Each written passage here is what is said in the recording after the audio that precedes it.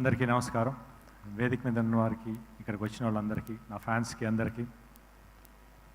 First ఎవరితో start చేయాలి? శ్రీను గారితో స్టార్ట్ చేయాలి, కానీ శ్రీను గారి గురించి చాలా చెప్పాలి.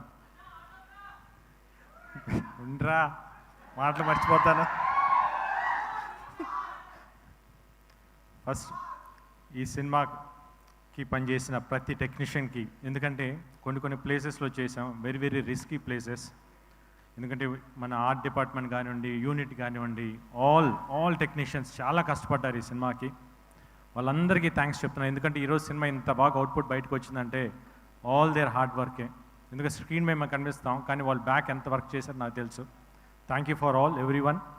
ది సేమ్ టైం ఈ సినిమా మ్యూజిక్ డైరెక్టర్ చేతన్, తను ఫస్ట్ డైరెక్టర్ గారు చెప్పినప్పుడు అబ్బాయి మామూలుగా మన తెలుగు అబ్బాయి, వైజాగ్ కుర్రాడు, చాలా బాగా చేయాలి. RX100 చూసాను, చాలా బాగుండింది. డెఫినెట్గా సార్ అని చెప్పిన తన సౌండింగ్ వెరీ వెరీ యూనిక్గా ఉంది, చాలా కొత్తగా ఉంది. తన ఫస్ట్ సాంగ్ ఏదైతే మా మరాకన్ మగో విన్నానో, అప్పుడు సాంగ్ డైరెక్టర్ గారు వినిపించినప్పుడు, సార్ ఇది అంటే ఇంకో పేరు చెప్పకూడదు, బాగుంటుందేమో అంటే పెద్ద music director, India one of the పెద్ద మ్యూజిక్ డైరెక్టర్ లా కొట్టినట్టు ఉంది సార్ అని అన్నాను నేను. ఎక్స్ట్రాడినరీగా ఉంది సౌండింగ్ అనేది అంతా. బ్యాక్గ్రౌండ్ స్కోర్ కూడా ఇరగదీసారు, అట్టట్లా లేదు. Thank you Chetan. Definitely you going to reach a big heights. At the same time నా సినిమాటోగ్రాఫర్ గుహన్ గారు, ఆయన నాకు ఎప్పటి నుంచో తెలుసు, ఆయనతో వర్క్ చేయాలని ఎప్పటి నుంచో అనుకుంటా ఉన్నాను. బట్ ఈ సినిమాకు కుదిరింది. ఆయన ఫోటోగ్రఫీలో ఎంత లడ్డులాగా చూపిస్తారంటే, ఎంత అందంగా చూపిస్తారంటే, లొకేషన్స్ కానీ, హీరో కానీ, హీరోయిన్ కానీ. ఈ సినిమా వర్క్ చేసిన చాలా హ్యాపీగా ఉంది. ఎందుకంటే వెరీ కూల్ పర్సన్ సెట్లో, బట్ ఆన్ అవుట్పుట్ వచ్చేటప్పుడు ఎక్స్ట్రాడినరీ అవుట్పుట్ ఇచ్చారు sir. Thank you so much. At the same time నా ప్రొడ్యూసర్ ఇద్దరికి థ్యాంక్స్ చెప్తున్నాను, ఎందుకంటే ఈ సినిమా ఇంత బాగా రావడానికి కారణమయ్యారు. ది సేమ్ విశ్వప్రసాద్ గారు రావడం నాకు ఈ సినిమాకి చాలా పెద్ద ప్లస్ అయింది. Thank you so much sir. The same time Gopi Mohan, ఈ సినిమాకి రైటింగ్ స్క్రీన్ ప్లే కానీ, డైరెక్టర్ గారికి హెల్ప్ చేసిన రైటర్స్ కానీ, వాళ్ళందరికీ. ఎందుకు గోపి మోహన్తో ఆల్రెడీ నేను 2 సినిమాలు చేశాను, లక్ష్యం, లౌక్యం.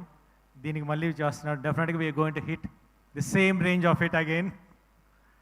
ది సేమ్ టైం ఈ సినిమాకి వర్క్ చేసిన ప్రతి ఆర్టిస్టులు నాతో వర్క్ చేసినప్పుడు నేను వాళ్ళకి సారీ చెప్పాలి. ఎందుకంటే వాళ్ళతో యాక్ట్ చేసేటప్పుడు నేను వాళ్ళని ఇబ్బంది పెట్టాను. ఎందుకంటే సీన్స్ అట్లా ఉన్నాయి.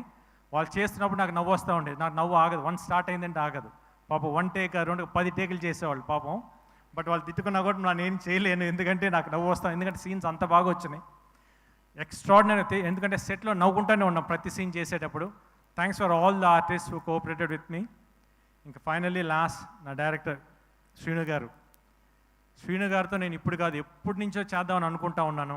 బట్ 2-3 ఇయర్స్ బ్యాక్ కుదిరింది. ఫస్ట్ ఒక ఫంక్షన్లో కలిసాం, అప్పుడు అడిగాను డెఫినెట్గా మళ్ళీ చేద్దాం సార్ అని చెప్పేసి.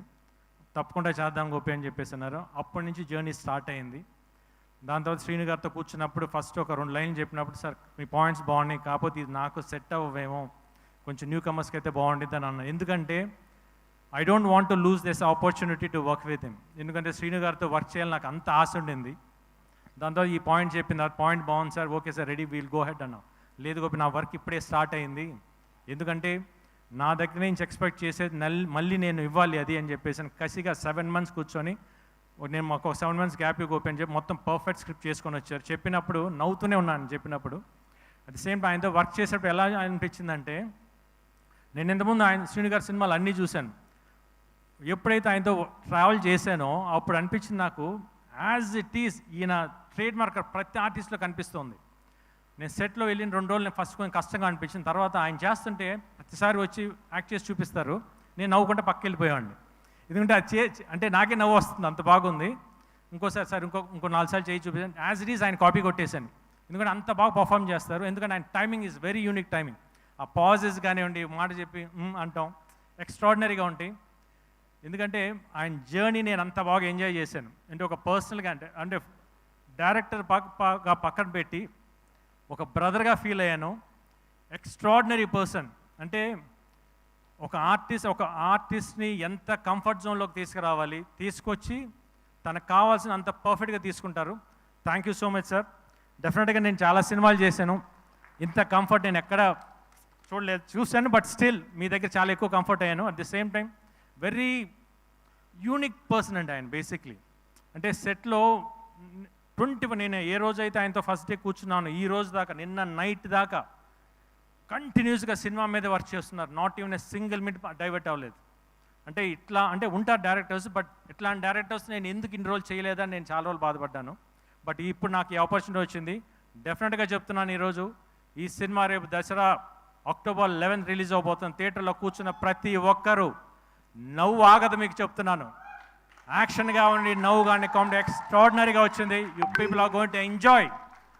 One word I can say, Srinu Vaitla గారు is back with a bang. Thank you so much.